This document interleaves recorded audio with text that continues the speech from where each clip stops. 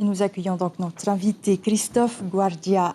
Bonsoir. Bonsoir. Merci d'être sur Polynésie la première ce soir. Alors dites-nous d'abord si vous, en tant que vice-président du Conseil de l'hôtellerie, vous jugez que le protocole sanitaire imposé par les autorités est strict.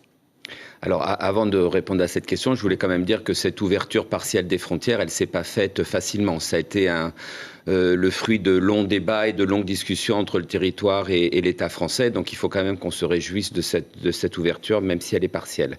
Et que, bien entendu, les mesures qui sont mises en place sont très strictes.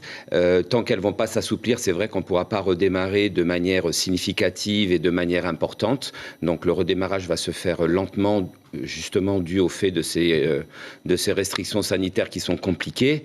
Et je pense qu'elles ont été mises en place parce que l'apparition des variants en métropole et partout dans le monde ont obligé un peu à que les protocoles sanitaires soient plus importants que ceux qu'on a connus au mois de juillet lors de la première réouverture. Vous êtes satisfait tout de même quelque part de ce premier pas?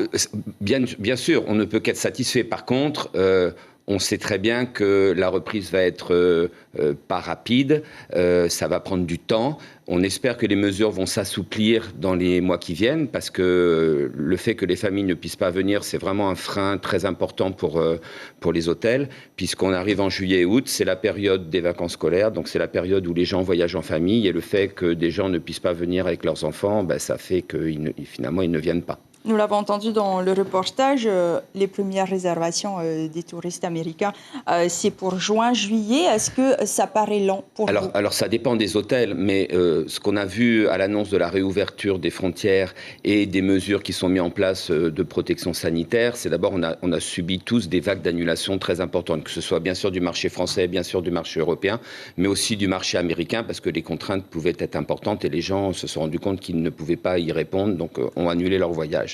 On sent qu'il y a un intérêt, on a beaucoup de demandes pour juillet et août, mais ces demandes ont du mal à se matérialiser du fait que les restrictions sanitaires sont quand même assez importantes. Prévu pour l'instant pour un mois, nous verrons donc à la fin du mois de juin. Vous espérez un retour des touristes français et européens rapidement?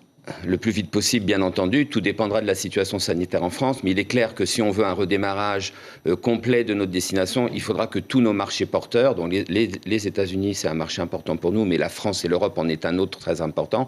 Si les deux ne viennent pas, on ne pourra pas redémarrer normalement. Merci beaucoup à Christophe Guardia pour toutes ces explications.